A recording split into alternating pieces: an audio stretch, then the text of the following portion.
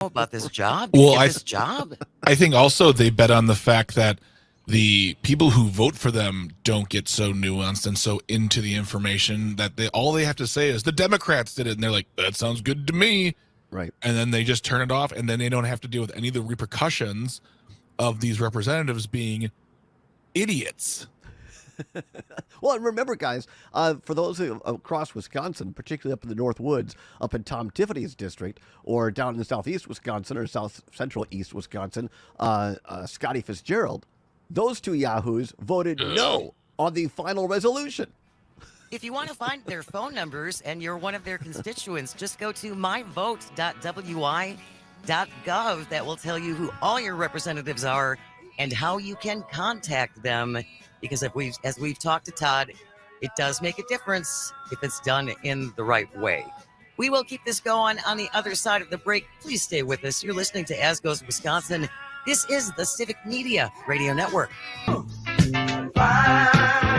back to As Goes Wisconsin. Jane Matnair filling in for Kristen Bry. Greg Bach is on the board. We are joined by journeyman talker Todd Albaugh of the Todd Albaugh Show. You can catch it across the Civic Media Network every weekday from 1 to 3 p.m. Joining us from his beautiful balcony overlooking his very scenic backyard. You can always join us. They are. They're not turning it. It looks very summer-like, actually. We're going to Todd's house tomorrow to do the show from his place. Right? Oh, yeah. Well, no, you'd have to be here. I'll make it work. Okay. I'll bring a mobile app, and we'll do. Yeah, this is happening. We'll be good to go. Just a cup of coffee, sitting on that balcony. Looks nice. Looks nice. You can always join us 844-967-2789. You can call or text, and you can comment if you're watching the live stream on Twitter or Facebook or wherever you do such streamy things. We are talking about the fact that there was not a government shutdown over the weekend. It went down to the nth hour. And they finally came up with an agreement that will keep the government funded for another 45 days. The one thing that they insisted be taken out was any aid to Ukraine. And all kinds of people were checking in on this decision, including Liz Cheney, you know, that big Democrat from that big Democratic family, always been Democrats. And in that big Democratic state. Yeah, and pushing Democratic policies. That Liz Cheney put on Twitter, members of the House and Senate who are voting to deny Ukraine assistance on the 85th anniversary of Neville Chamberlain's 1938 Peace in Our Time speech should read some history. Appeasement didn't work then, and it's not going to work now. I think that was pretty powerful. Right? I mean, and true, as it turns out, true. Yes, very true. As it says in this Daily Beast article, apt point, just as Hitler saw Chamberlain's weakness as the opening he was looking for, surely Vladimir Putin saw the GOP message for what it was. Encouragement for his aggression from the party of Trump, a clear signal. All he'll have to do is wait until the next election cycle, and if they win, a Republican-led America would abandon Ukraine, our allies in Europe, and reward Putin's brutality by extending his reach ever more deeply into the heart of Europe. And I am genuinely baffled, Todd. The party of Ronald Reagan is now the party of Vladimir Putin. Yeah, it's pretty sad. We just love Vlad. We do love him. we love Vlad. When did that transition start? Was that still? That's well, I mean, that wasn't when you were a Republican up until 2011. Yeah, I left the party in 2011. No, I mean, I'm old enough to remember Ronald Reagan standing at the Berlin Wall and saying, "Mr. Gorbachev, tear down this wall." And I've talked last week on the show about at one time I was a huge Reagan person, and look, it's a story for another day. But I mean, I think there were parts of Reagan that were okay, but certainly the economic policies, the trickle down economics, that was an abysmal failure. But one of the tenets of Reagan, which I did agree with, was and still do, is that you have to contain communism. You have to protect. It is the responsibility, whether we like it or not, of the United States to protect democracy, not to go conquer people, but to protect our European allies, to stand with them. And tyranny, authoritarianism, fascism, they spread if you don't stand up to them. And Reagan was a huge proponent of that. And it's, to your point, Jane, this party, and whether you want to talk about it happening, I really believe it happened with really started with with Trump. I mean, there were tenets of it as early as 2012 that were in the party, but I think once Trump got in there, it's pretty hard to think that Trump is not compromised in some way. If you look at the entire history of the Trump administration, you look at Jared Kushner getting $2 billion from Saudi Arabia, which of course isn't Russia, but I mean, it's just a corrupt administration, in my opinion. I don't think that's under dispute. Well, at least amongst us, I'm sure some would dispute that. But I truly find it baffling that, from my understanding, we have spent what 5% of our defense budget in this aid to Ukraine, and yet that 5% that we have used has helped to decimate the Russian armed forces. Is that accurate? Yeah, that's a great point, Jade. And again, let's not take it from a guy who left the Republican Party or people who might have more progressive tendencies. Let's look again at the standard bearer for the Republican Party in 2012, Mitt Romney, who in a forthcoming book, there have been leaks coming out, some of it in the Atlantic with some great reporting. But Mitt Romney made this point that you just made, Jane, that 5% of our defense budget has gone to Ukraine. There is plenty left to protect the border. There's plenty left to take care of our own military. So this whole, narrative that by helping Ukraine, we're sacrificing other things, it's just absolutely false. And again, that's coming from the Republican standard bearer, the presidential nominee, Mitt Romney from 2012. Well, Mitt Romney, again, long history of Democratic policies and a long Democratic family that he's coming from, and he's just not trustworthy, Todd, because, he was a Republican for all of his life, and now when you say hard things, it's like, well, now you're a rhino. But now you say the things we don't want to hear, and now you're a rhino. But it's a great example. And again, I'm not saying that people have to agree with all the policies of the people I'm going to mention, but to your point, these people like Mitt Romney and good Lord, even Newt Gingrich was on the air last week attacking Kevin McCarthy. Ronald Reagan, Paul Ryan was here in Madison last week, saying flat out, if Donald Trump is the nominee, we lose. And I mean, so really, are Republicans today saying you're no longer the party of Paul Ryan, Newt Gingrich, and Ronald Reagan? I mean, how far to the right can you go? It's now the party of Trump, Todd. It's the party of Trump. There's the answer, Jane. This is As Goes Wisconsin. We are coming up to the bottom of the hour news. Stay with us when we come back up to the other side of the break. Fire alarm gate. More drama at the Capitol. It's on the way next. This is As Goes Wisconsin on the Civic Media Radio Network.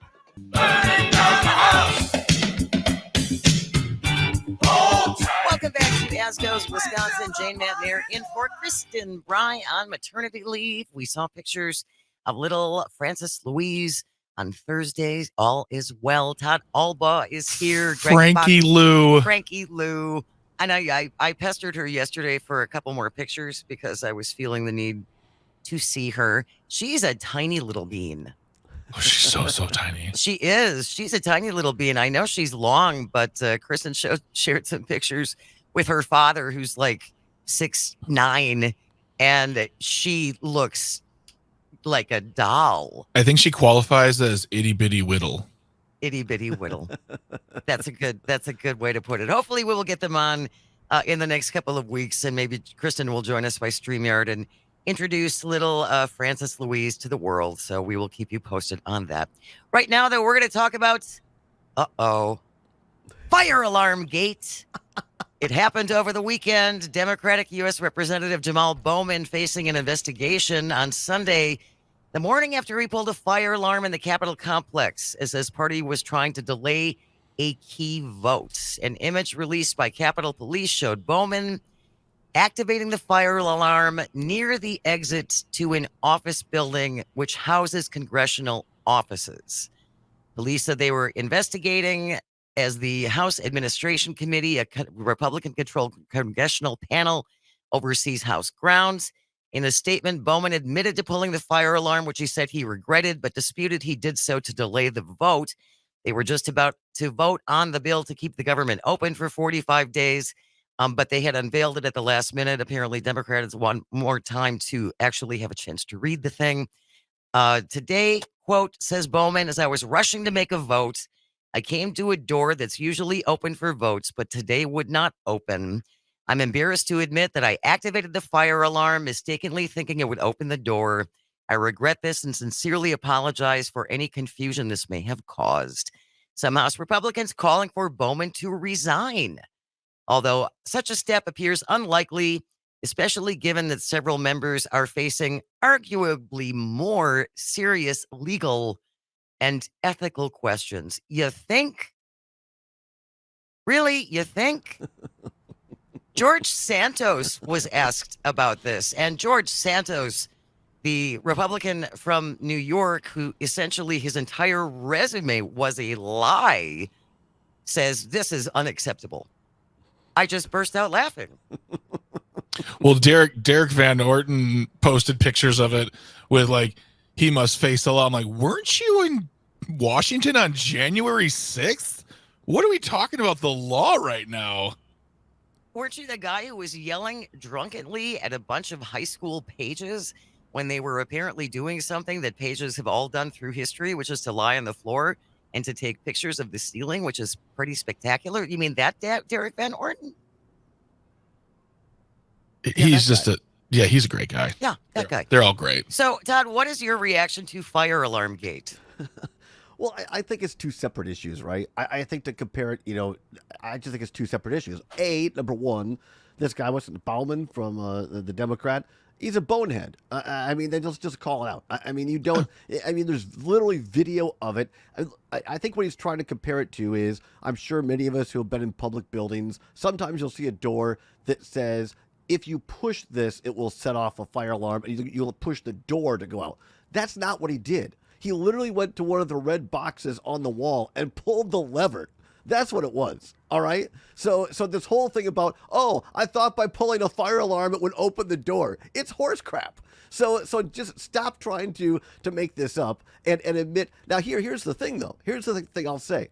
Did the Republicans try to push through this continuing resolution without proper time to review it? Yes, absolutely. Yes. It's ridiculous. Have Democrats and Republicans both done this kind of stuff since God was a boy? Yes. Unfortunately, that's the way government works. Is it wrong? Yes, absolutely. But good Lord, you don't go pull a fire alarm. I mean, that is an offense punishable by time in jail and thousands of dollars in fine. If I go to my local AMC movie theater and pull the alarm, Todd can't just say, "Oh, geez, I thought I was going to open the door to get popcorn." I mean, I'm in the Hooskow, all right, as well I should be. So I'm going to call the cops. I'm going to call the cops because you went to AMC. My gosh. Well, that's fair enough. But I mean, I'm just saying this whole narrative that oh, I thought it was going to open the door. It's crap. I mean, he thought he was being cute by half. Like, oh, I think I'll pull the fire alarm and get a couple of extra hours to look at this. It was just stupid. And to his credit, Hakeem Jeffries pulled the guy in his office right away, and I can only imagine the paint that was coming off the walls in that meeting, all right? Because Hakeem Jeffries, I think, is one of the best leaders that we've had in Congress in a heck of a long time, and it's beneath Democrats, it's beneath Hakeem Jeffries. And look, it doesn't matter what organization you're in, you've always got one bad apple in the bunch, and this guy's just a goofball. Now, do I think he should be expelled from Congress? To your point, Jane, no. If George Santos is making everything up, I mean, if that's not a case, George Santos attacking this Bauman guy, if that's not the pot called the kettle black, I don't know what is. Yeah, it's astonishing to me. And you're right. Jamal Bowman is a moron for thinking he could get away with this. Good heavens, man. There are cameras, as we have learned, everywhere. You just can't do that stuff and think you're going to get away with it. And it is a petty, cheap stunt. Aren't there other mechanisms, Todd, didn't Hakeem Jeffries have his magic minute that he could talk for essentially a certain period of time to give them a little more time to look over this bill? It's been a while since I worked for a member of Congress, since the 90s, and I'm sure Republicans have changed the floor rules a little bit since then. But yes, I mean, leadership has ways to have certain amounts of time. It's ultimately up to the chair, meaning McCarthy or whoever he puts in the place in the chair. They can pretty much do anything they want, and House rules, like a lot of these floor rules in government, to those of us in America make no sense because, but to your point, yes, there are certain things you could do, but as I said before, both Republicans and Democrats from the beginning of time have used these nuances of floor rules to get through what they want. It's just the way the government works. Doesn't mean that it's right, but it means that's the way that it works. And so, yes, I think there certainly should have been more time for Democrats or anyone, reporters, Americans, to review what they're about to vote on. But you don't go pull a fire alarm on this. So, it's just goofy. It was stupid and ridiculous, and he should be punished for it. Yes. I'm not saying that he should just walk away from this with no consequences, but expelling him from Congress, George Santos. Come on, are you sure? Come on. And also in all the travels on the Twitters, on the Instagrams, and all the social medias, I don't know of any Democratic leaders who aren't at the very least saying, he'll be punished. Yeah. And it was done, like, there was no defense of the action and no trying to sweep it under the rug. Everyone's like, yeah, it was dumb, and he will be dealt with in one way or the other. But let's move on. But again, go ahead, Todd. So I was just going to say, this is right out of the playbook of Democrats because or Republicans, right out of the Republican playbook. If you have a problem, create a diversion. If you have a problem that you're helping Vladimir Putin in the spread of communism in Europe, talk about the border with Mexico.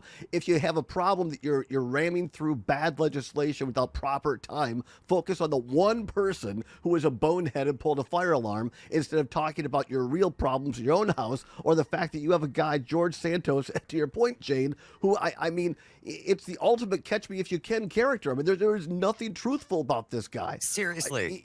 I mean, look at your own, or Matt Gaetz, who has pending sexual abuse charges, and he's working with Lauren Boebert, who is getting herself felt up and giving a handy in a theater. Look at those people. Look at those people first. I mean, come on. Look at your own house. Don't pick on the one goofball who threw a fire alarm. And my favorite thing about Lauren Boebert is that when confronted with this on whatever network she was talking to, probably OAN or something like that, she said, well, it's been a long time since I've been dating, and they didn't have infrared cameras back then.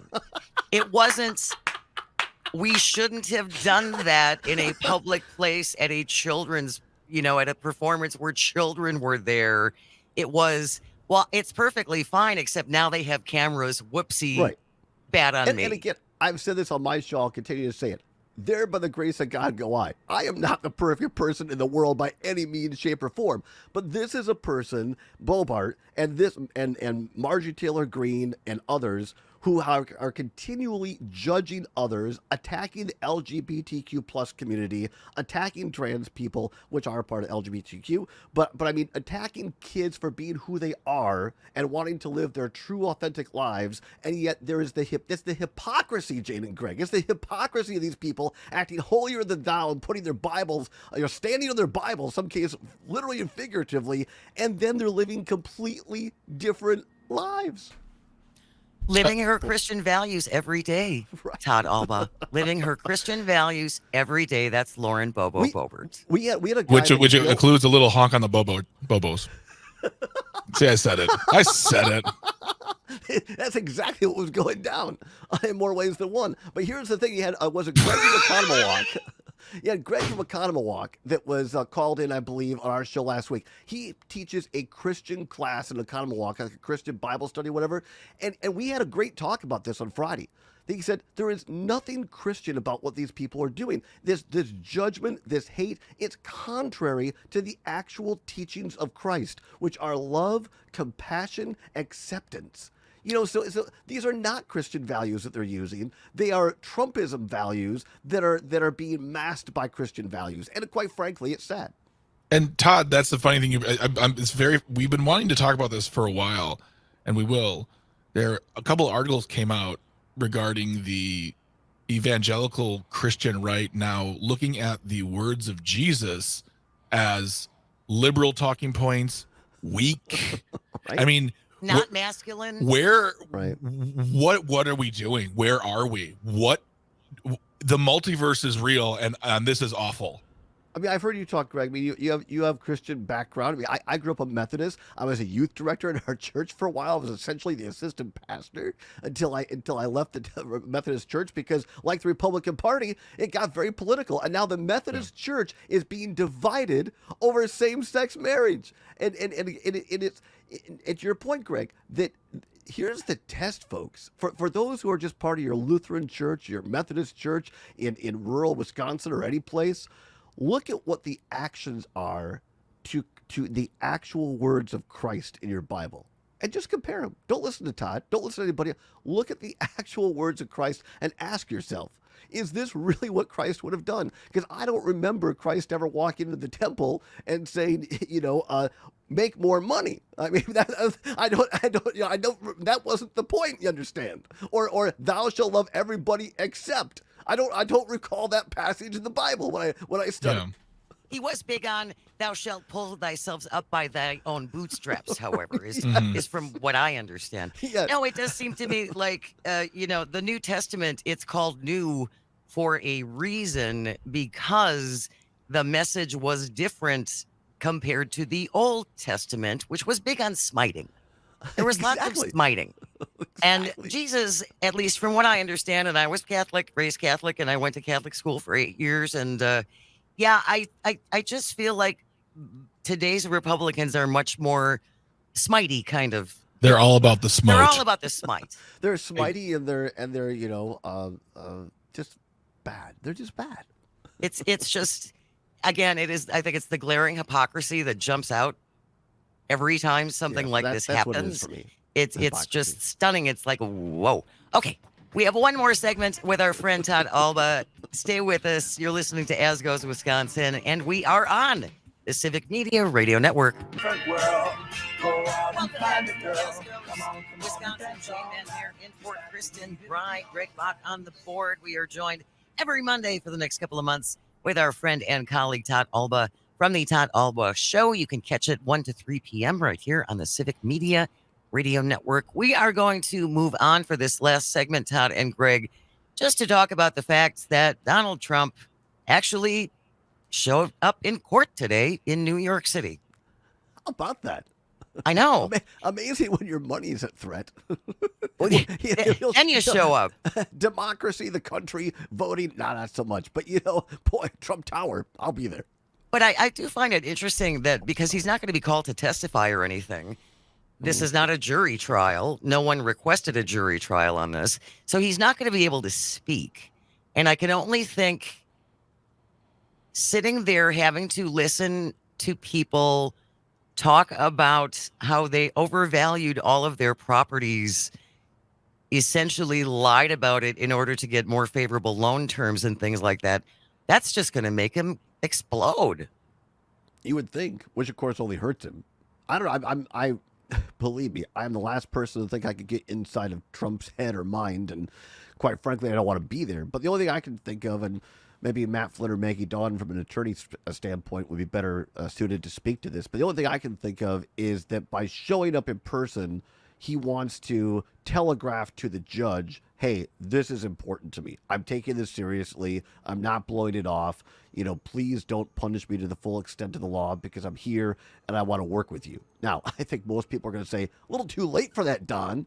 But I mean, maybe because his attorneys are going to try not to let him speak. I mean, he can't jump up and say I object. Only attorneys can do that, So I mean, but wouldn't that be a great? I mean, it's like The Apprentice, right? I mean, Trump, come on, Judge, are you kidding me? That'd be fantastic if he could, but he can't. Oh, well, right, for sure. But he also took the opportunity while in the courthouse to slam this judge, to slam the prosecutor, to basically try and use this as a little campaign stop before he actually went into the courtroom. And at some point, you have to wonder whether or not this gag order involved in, I believe it's the Georgia case, because there's a bunch of other things going on, that someone's going to jump in there and say, you can't keep insulting and threatening our prosecutors and our judges. Yeah, I think that's exactly right, Jane. It'll be very interesting to see what Jack Smith, the Washington D.C. case, who's been, The judge in the D.C. case. I'm sorry, I forget her name right now. Shutdown. Thank you. Yep. Be very interesting. This is just more evidence of him speaking out. I mean, when you start talking about a sitting judge in your own case, and again, this is this thread of Trumpism violence, right? That the guy himself never says, "Hey, go hurt the judge, go kill General Milley, now the outgoing or the just recently departed chairman of the Joint Chiefs of Staff." He never says, "Go do this." Right. He simply implies, "Well, back in the day, this is what would happen. Wouldn't it be terrible if?" But that is telegraphing to his supporters of Trumpism, and that's where it gets very dangerous. And now Jack Smith and others have had to have round-the-clock security because of this. For them and their families. Yes, yes. 844-967-2789. John is on the line. Good morning, John. Thanks for joining the show. What do you want to say? Good morning. I love your show today. Let's talk about President Trump. And you compare him to all the other presidents, even Nixon. President Trump, in my opinion, is a con artist.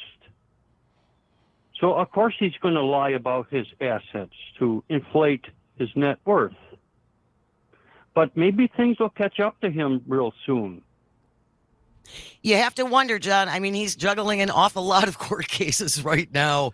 And after a life of not being held accountable for pretty much anything, maybe this will finally be it, that he's going to finally be held to account. The one interesting thing, I think, from this over evaluating their properties, Eric Trump said that Mar-a-Lago in Florida is worth $1 billion.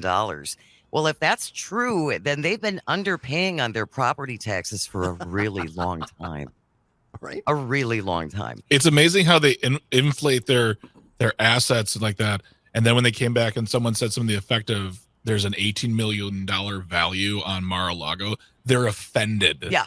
Yeah.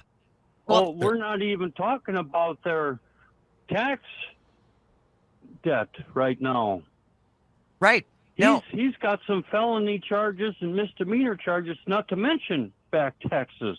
Yeah, for sure, John. Thank you so much for calling. He's going to be dealing with a lot over the next few months. And before we go to break, I just want to share, again, this is from the Midas Touch. This is from Ron Filipowski, talking about in the 2 weeks leading up to this past weekend, Trump gave speeches and interviews where he claimed you needed ID to buy a loaf of bread. President Biden was going to start World War II. Windmills are causing mental illness in Wales. He would build canals to keep forest floors damp to prevent fires. He mocked Paul Pelosi for the attack in his home when he was attacked by a man with a hammer.